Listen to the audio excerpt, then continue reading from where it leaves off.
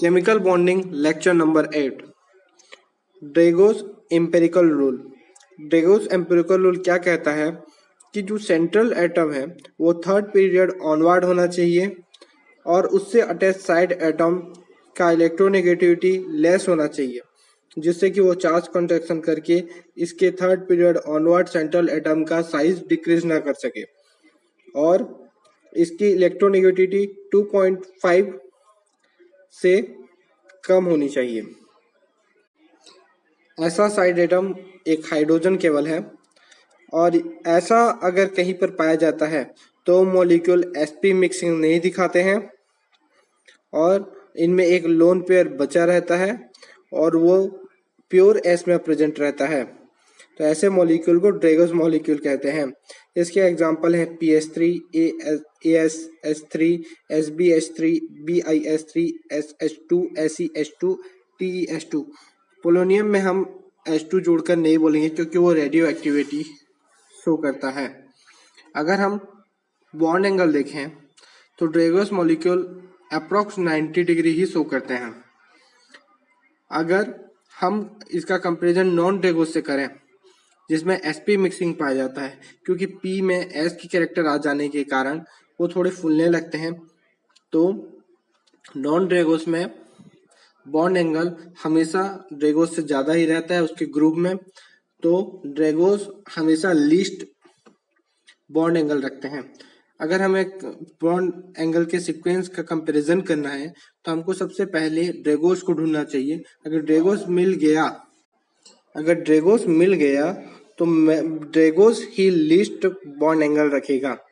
Example के लिए अगर PCl3, NH3, PS3, OCl2 को देखें तो इसमें लीस्ट बॉन्ड एंगल PH3 रखता है। अब हम बिहेवियर ऑफ लोन पेयर देखेंगे इन ड्रेगोस एंड जिसमें अनहाइब्रिड में। तो सबसे पहले हम NH3 में देखते हैं कि हाइब्रिड और एक अनहाइब्रिड में देखेंगे।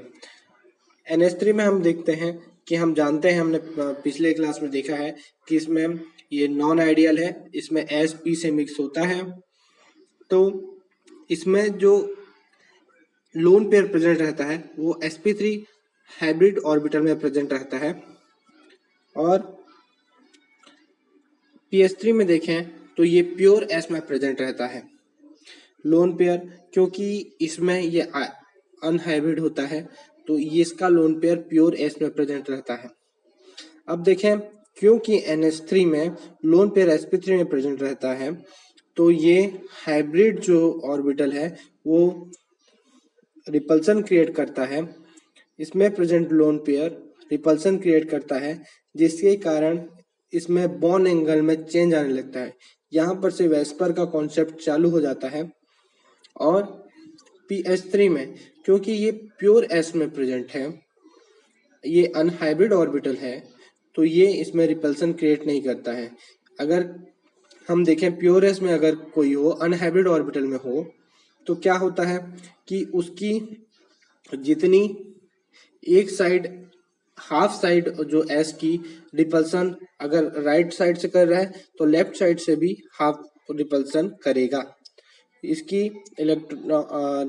रिपल्सन दोनों साइड से बराबर हो जाएगी।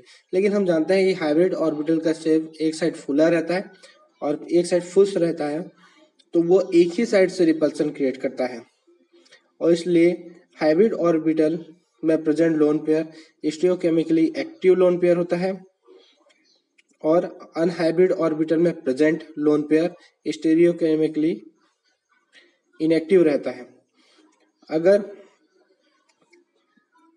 लोन पेयर sp, sp2 और sp3 में प्रेजेंट है तो वो एक्टिव होगा। अगर प्योर s, प्योर p या प्योर d में प्रेजेंट है तो इनएक्टिव होगा।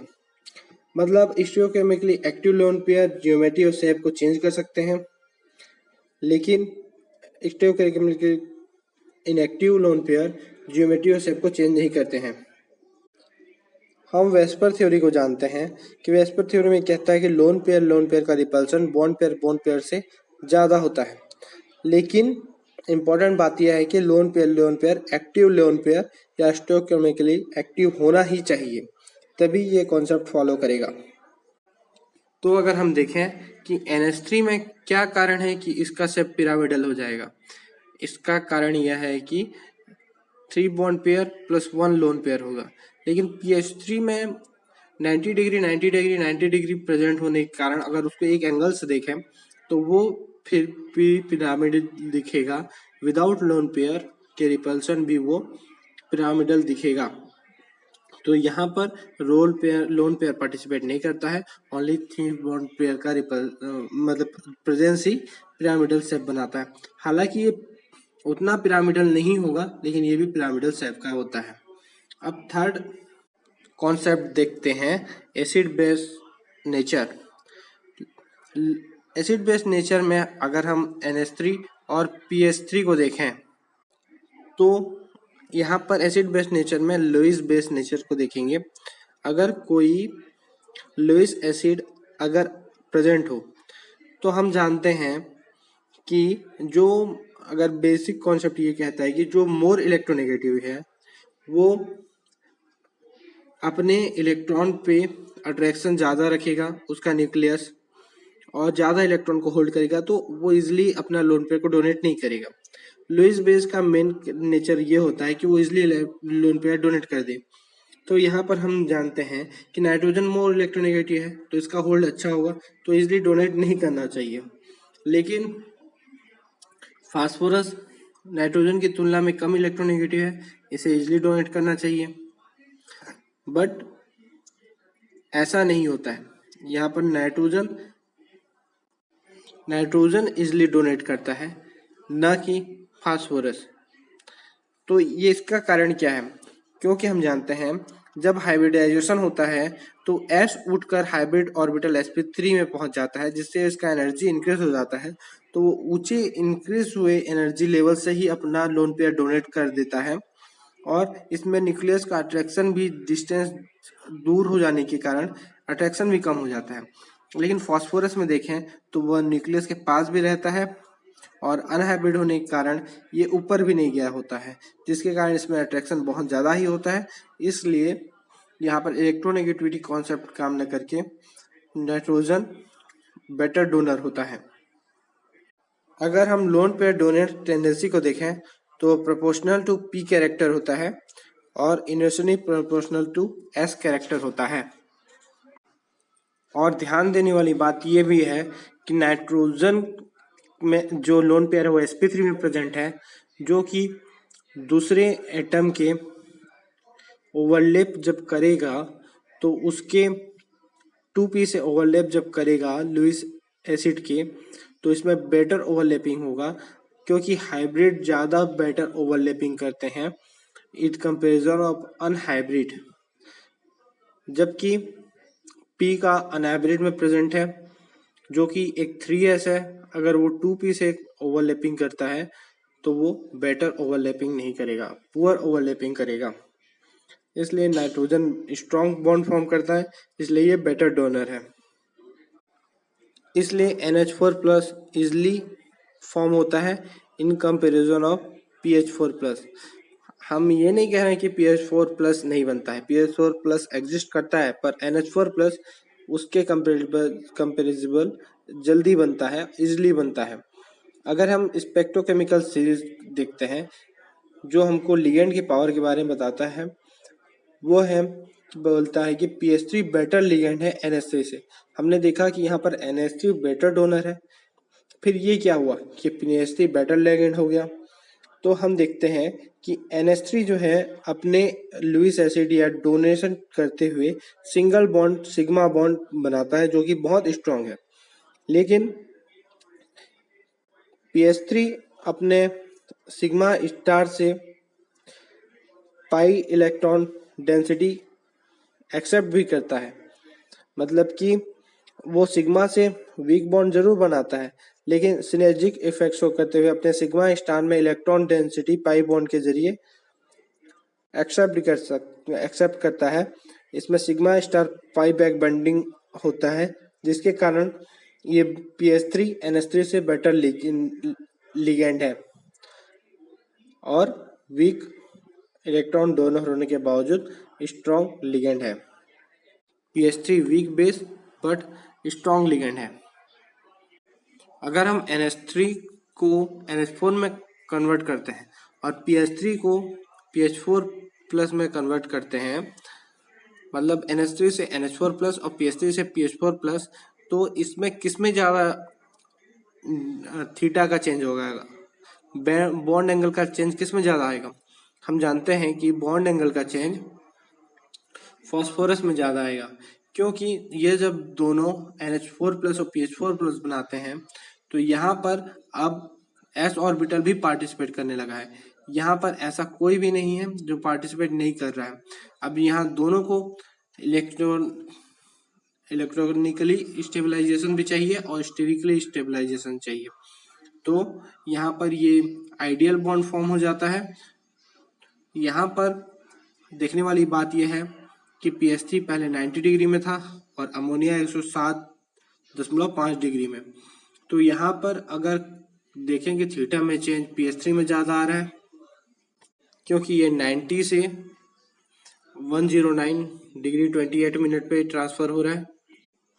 और यहाँ पर क्योंकि बहुत ज़्यादा एनर्जी की खपत भी हो जा रही है, तो ये बहुत कम एनर्जी रिलीज करेगा, जबकि NH3 160 डिग्री से लगभग 109 डिग्री ही जा रहा है।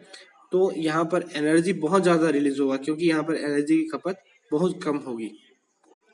अगर हम देखें SiH4, CH4, CCl4, CF4, PH4 plus, NH4 plus, BH4 minus में स्यूडो चार्ज है और CH3 का होल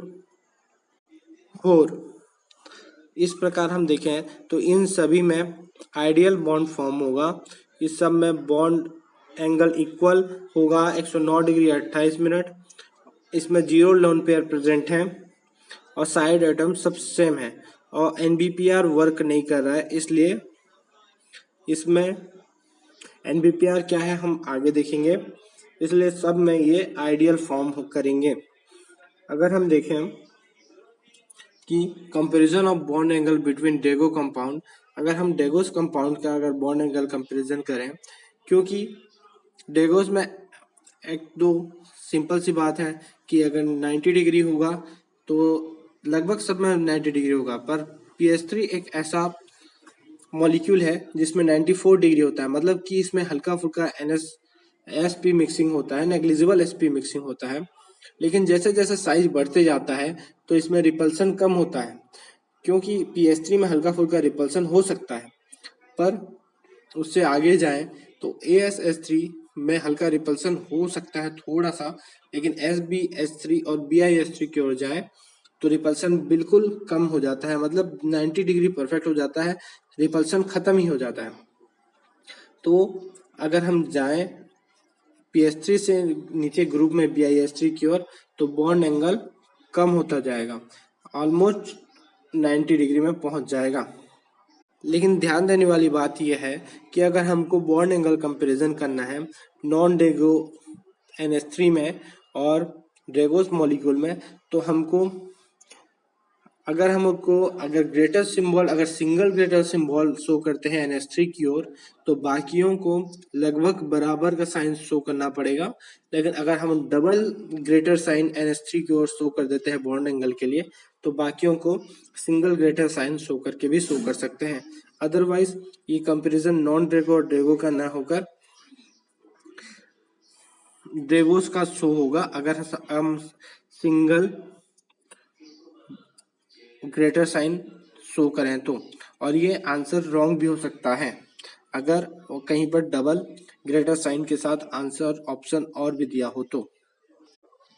हम आइडियल और नॉन आइडियल देखें तो NH3 नॉन आइडियल है, BF3 आइडियल है, CF3 नॉन आइडियल है, CH4 आइडियल है, CO2 आइडियल है, NH4 प्लस आइडियल है, BH3 आइडियल है, BH4 माइनस आइडियल है, BeCl2 आइडियल है और NF3 नॉन आइडियल है। अब हम देखते हैं कि odd electron species carbon trifluoride अगर बनाता है एक ऑड इलेक्ट्रॉन के साथ तो ये नॉन आइडियल होता है। लेकिन कार्बन जब 3 हाइड्रोजन के साथ एक ऑड इलेक्ट्रॉन स्पीसीज को रखता है और इलेक्ट्रॉन रखता है तो ये आइडियल होता है। इस कॉन्सेप्ट को हम आगे समझेंगे। Thank you.